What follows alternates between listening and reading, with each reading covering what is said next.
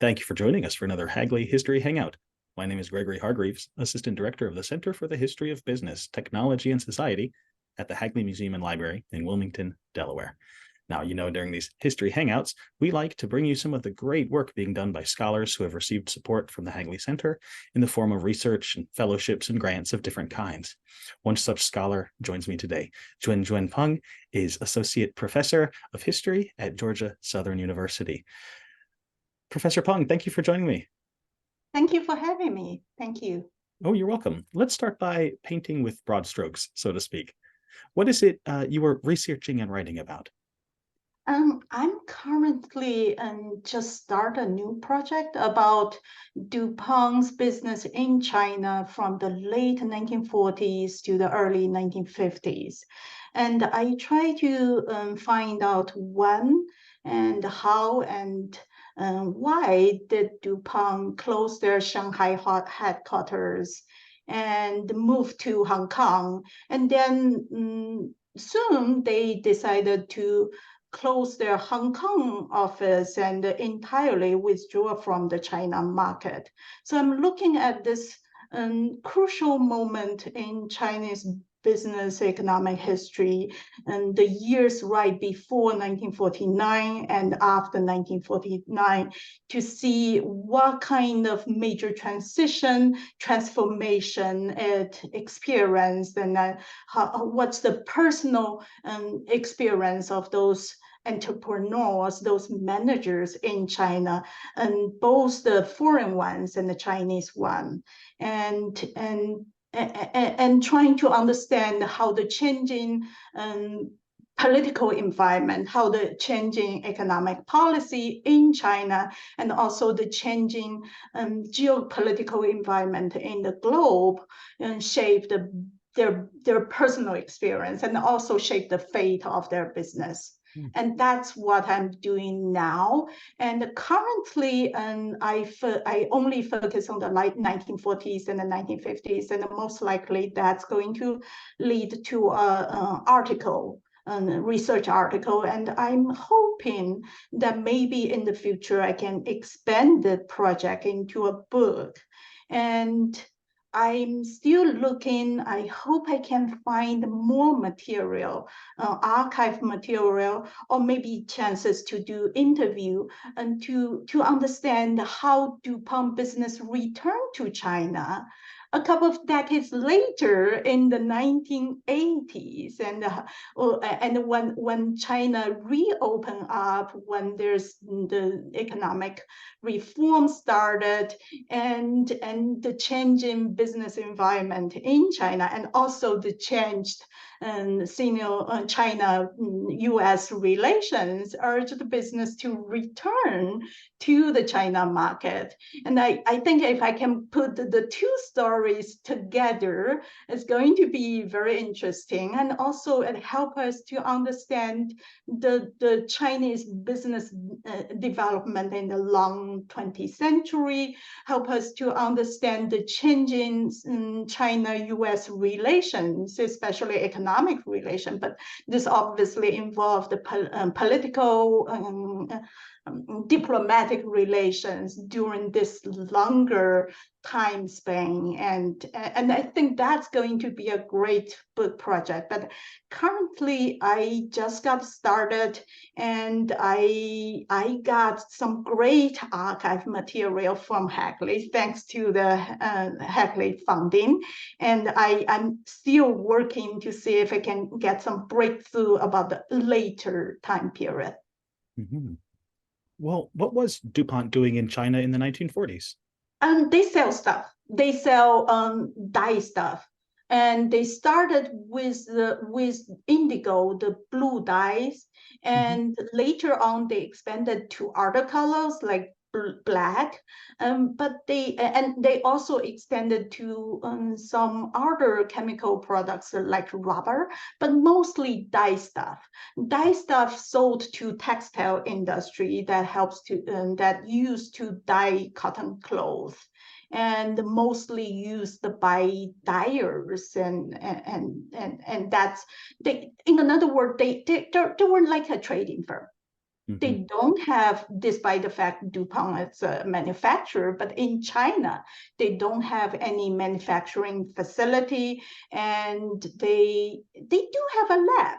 Interestingly, they do have a lab in Shanghai, but mostly they sell stuff. They sell dye stuff in China. They act like a trading firm, but obviously they sell exclusively DuPont products. They don't handle any other products. They don't do, they only do export from US to China. They don't do import. So that's the nature of the business. And they started in 1920s. Okay, so by 1940s, they were still already in China for a couple of decades, and it's actually under the leadership of the same guy who started the Chinese business and opened up the Chinese market, and the business, it's a long history. They started in the early 1920s. They bypassed the middleman. That's not a unique approach, but that's a special approach, because many foreign business in China at that time relied on the Chinese comprador. It's like an agent, a single agent, and who is an established businessman in China and handle their China business, and like handle everything for them, and they can rely on a single middleman and to distribute products in China. This is not a dominating form of business, a form to enter the Chinese market back then, but this was one major path. And DuPont, on the other hand, chose something else. They built their own sales network in China. Okay, they hired in-house salesperson, mostly Chinese, and those were young men who oftentimes had education in United States, or they went to missionary school in China, which were taught in English. They were good at English. They got background, engineering or science background, and good college graduates, and sometimes even people with graduate degrees, and those people act as salesperson, and they trying to promote the DuPont products and contact with the local agents, and therefore through the in-house salesperson and commissioned sales agents in China, they built a sales network. It's pretty big sales network that reached to different local markets. They don't contact with the consumers directly, but they reach to the local markets and the smaller local agents, local trading firms, and that can significantly reduce the cost of commission, because if you rely on a single middleman, he's going to charge a lot. Okay, and that's something this guy and this DuPont China manager were doing in China from the 1920s to the 1930s. And then the war started. Japan invaded China and took it over 1938. For their own safety, they decided that they are going to the American employees and left China, went back to the US. And however, they let their Chinese employee to be in charge for a while. So the business was maintained for a couple of more years. And then Pearl Harbor happened. The Japanese took over entirely, and they took over their lab, their office, and then the business was forced to close. Then eventually, after the war ended, and the DuPont managers went back, they managed to repossess most of their pre-war properties, and their business resumed. And my story actually started from there. And I talk about the brief period between 1946 and 1949, and then focus on the 1949, what they experienced, and then from 1949 to 1951 to see. It's actually, they made all those decisions within a very short time period to close up their Shanghai headquarters and then to their Hong Kong headquarters. And the Hong Kong office was, when the Hong Kong office was closed, their new China manager didn't even arrive. They hired somebody else for the Hong Kong office. After that become the new headquarters. The newly hired person didn't even arrive before they changed their mind and everything's closed up. Wow. Okay. Well, what was the experience with 1949? 1949 for 1949, it's the time period. This is the end of the Civil War in China. The communists come to take it over, and Shanghai was, in the spring of 1949, Shanghai was attacked and then occupied by the communists. And even after the occupation took place, like within 1 month, there were military conflicts for a brief period. However, the city was still under attack even after the communists took it over, and the nationalists continued to attack it by aerial bombing, and that was a very period with a lot of anxiety, not only for the Americans and obviously for the Chinese businessmen as well. I've been working on those Chinese businessmen for a while before I moved to the DuPont project. So I was trying to do the comparison as well. Okay, 1949, in short, this is the year when the communist takeover take place, and China faced a major regime change, and the new government started to, at first they started to gradually enforce the new economic policy, and then that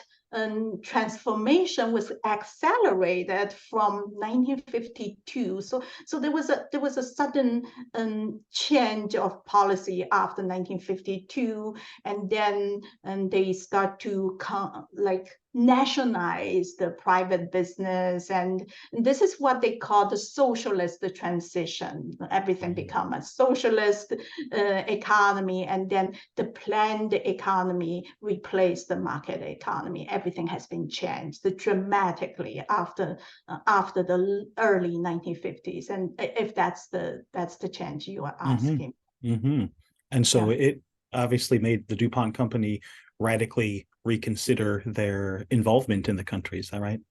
Yes, exactly. And to my own surprise, because I was familiar with the Chinese business during this time period, and the change in Chinese policy obviously affect them a lot. Not only affect their business, but also affect themselves personally, and those kind of social movement. When those kind of social movements started, and many of them were personally accused for different crimes, and in fact, in year 1952, 1951, that was the year a lot of Shanghai businessmen, they called the Shanghai capitalists, committed suicide under the pressure, and so that was the experience of the Chinese businessmen and their business in the same period, 1951, 52. But to my surprise, the DuPont decided to close their business entirely in China, not directly because of the change in Chinese policy. In fact, the reason they chose to close up their Hong Kong office is because the war, Korean War. Okay, and China joined the Korea War on the side of North Korea in October 1950. Yeah, October 1950s. And then quickly after China joined the war, U.S. government announced the sanction on China. And then DuPont find itself that it's banned to export products to China. And with that ban, economic ban, they could do nothing about it. Okay, and they lost all their business in China. There was no, they see no point stay there, and then that's the reason they close up their office and left China entirely. And that's different. That's something new I found. And to this U.S. company, what affect them directly? Obviously, the U.S. policy was a response to the changing Chinese policy, but what affect them directly was not the Chinese new Chinese policy. It was the new U.S. policy, and they were like. They were businessmen. They care about the profits, and they do not care too much about the changing ideology and the new. In another word, they're going to stay if the business, if they still have business in China. And when everything's changed, they got nothing left. There was no market, there was no opportunity, and that's why they left. Wow, what an interesting story. What materials in the Hagley collections did you access to help you uncover this? I use a small collection, DuPont China, and there's a DuPont China collection about their business in China, and it's very small compared to other Hagley archive collections. I know Hagley, it's like a gold mine for business history. I feel every business historian, no matter which country you focus on, you got to go to Hagley once, at least once in your lifetime. That's like a treasure box. And but for the DuPont business in China, this is a small collection. Like I earlier mentioned, their business suspended during the Japanese invasion. So I assume they lost all their early archives. That happens a lot. A lot of Chinese business lost their early archives after the war ended.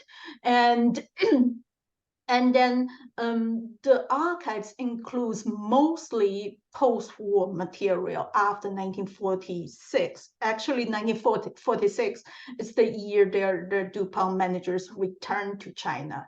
Okay, and also this small collection focuses mostly about the communication between Wilmington and China, and which includes two offices, the Hong Kong office and the Shanghai office. Hong Kong office existed before it became the new headquarters. It was chosen as the new headquarters. But previously, the Shanghai office was the main office. Hong Kong office was the smaller one.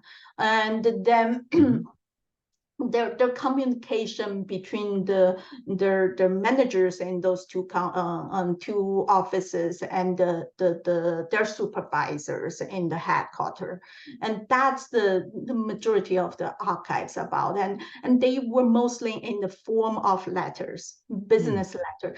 Most of them are business letter, and some of the letters are personal, in like talking about personal issue, and those are the most interesting ones, and I can see a lot of details about their lives, those American businessmen, managers in China, like how they were hired, what kind of salary they receive, and what kind of pension package they had. And I think in one case, they were trying to negotiate a small pension package for Russian they hired on spot in China. And those are very interesting details. And also, like what kind of benefits they receive, and what kind of activities they got reimbursement. Like during the travel, when they travel from U.S. to China, how many luggage they were allowed to ship for free, like the expenses covered by the company. And in one case, some guy lost his luggage, and there's a certain limits you got to cover your loss and get reimbursed from the main office. And also I remember there was a letter they trying to talk to the headquarters to decide if they want to purchase a bunch of apartments for their American employees and in China, or they want to provide a special allowance for those employees to rent apartment by themselves. And also there even details about what kind of furnitures were in those apartments. And there was one letter even mentioned the rugs. So there's a lot of very interesting detail, tells us their lives in China. And also there was one crucial moment, the spring of 1949, when Shanghai was under attack, and there were military conflicts, and there was a lot of tension, anxiety in the city, and they were concerned about the future of the business, and the business technically stopped. They could not ship anything out, ship anything in the city, and due to the military conflicts between the nationalists and the communists. And at that moment, the China manager wrote many letters to the Hong Kong manager, because I assume he could not reach Wilmington at that point, probably because they couldn't send mail to Wilmington. So he wrote a lot of letters to the Hong Kong manager and explain his situation, explain his concern. His family was still with him in Shanghai. He was talking about how much he wished he had already sent his wife and children back to the U.S. And he's concerned about his not his personal safety, but his family's safety. But at the same time, he showed some sort of optimism that surprised me. He said in the same letter he's concerned about his safety, and he's also mentioned that there was a common consensus in the business community in Shanghai that they believe even after the communist takeover, this new communist government is going to promote industry in China. They're going to build Chinese economy. If they do so, they're going to still need international trade, and they're going to do as much international trade as the previous regime did. And that kind of confidence, it's interesting to find. But at the same time, that echoed the confidence of the Chinese businessmen during this roughly the same period, right after the communist takeover. They were quite optimistic, and they see they see, I don't think they see a bright future, but they think they are going to survive.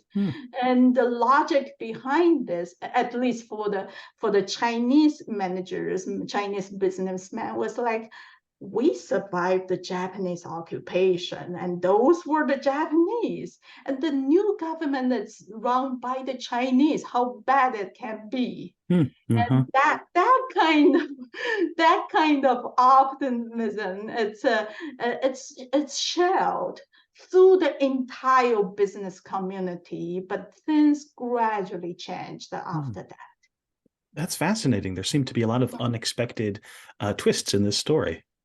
Yes, and I found a lot of valuable archive material. I found a lot of interesting details, but there's one thing it's missing in this Hmm. archive collection, unfortunately, is that their on-site activities in China. Mm-hmm. It's mostly letters, communications between Wilmington and China, but I don't see anything like letters or communication between the China manager, the American managers and their Chinese employees. I don't see anything those Chinese employees were doing, trying to maintain their business and their contacts with the local sales agents. And also, one thing that surprised me is that I haven't seen anything. I haven't go through all the archive material yet. I took the photos. I haven't got the chance to read all of them, but I didn't find any direct communication between the DuPont managers and the Chinese government bureaucrats. Hmm.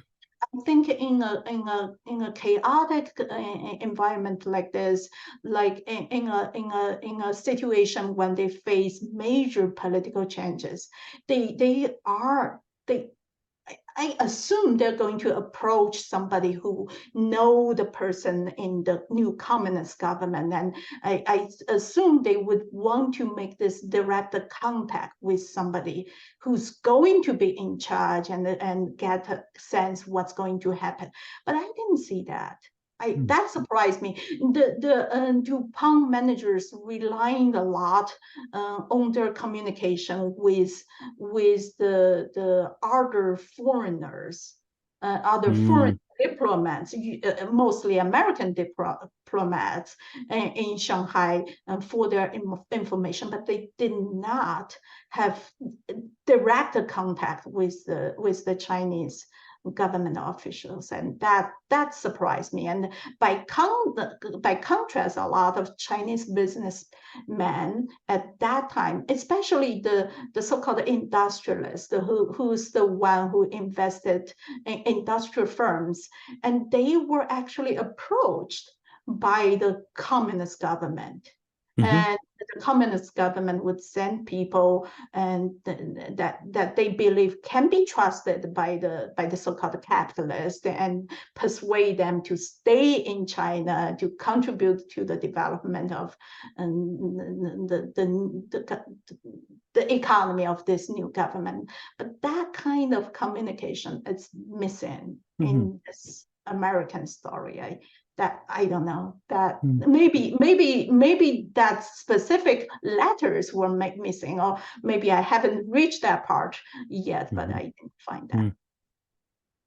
No, I know you're at the very beginning of this project, but I wonder whether it might have some implications for the present day, where there is an extremely important economic relationship across the Pacific between China and the United States, and one that is increasingly fraught in recent years.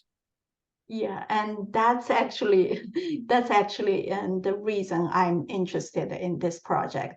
There's two main reasons behind my choice. And the first, it's because the COVID thing, the pandemic, China adopted a very extreme travel policy during the past couple of years, and I was not able to travel to China for archive material.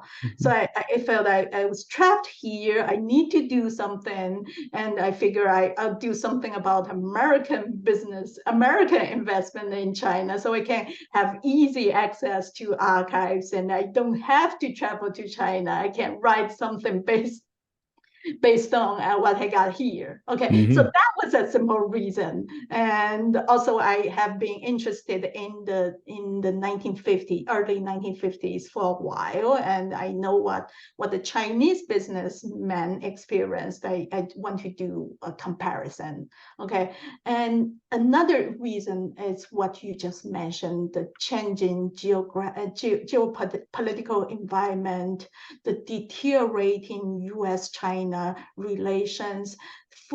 in some way, it's different. Obviously, it's different, but in some way, this was similar to the late 1940s, early 1950s, and I was thinking, let me go back to the history to see those early moments that was the first major economic decoupling between China and the US, and to see how it happened and why did it happen, and if by any chance we can avoid it to happen again, what should we do? And one thing I noticed from that story, from the story in the history, is that the businessmen, they were crazy people. They care about profits. They're going, like I just mentioned, they're going to stay in China if they were not kicked out. Okay, so they are going to stay there, and they're going to continue to do business, and this kind of a commercial context, the commercial connection is going to be very helpful for the people in US and the people in China to understand each other, to maintain this normal communication, and that this business communication can be extended to other fields as well.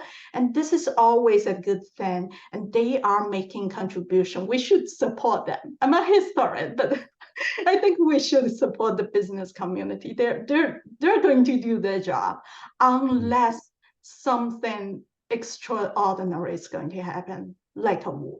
What happened in the past, that's what I learned. That was the Korean War. That was China and the US participation in the Korean War. And if we can possibly avoid a military conflict, I think we should be able to manage some sort of maybe a declined US-China commercial contact, but still we are going to maintain some degree of commercial contact. Well, that's a hopeful message for the future. And Professor Peng, thank you so much for sharing this project. I can't wait to see more of it. Thank you for having me, and thank Hagley for the opportunity and for me to look at your archive. It's a place with great facility. I really enjoy my week there. Oh, you're welcome, and thank you for saying so. And for the audience, if you would like more Hagley History Hangouts, more information on the Center for the History of Business, Technology, and Society at the Hagley Museum and Library, join us online. You can visit hagley.org. That's HAGLEY.org. Don't be a stranger.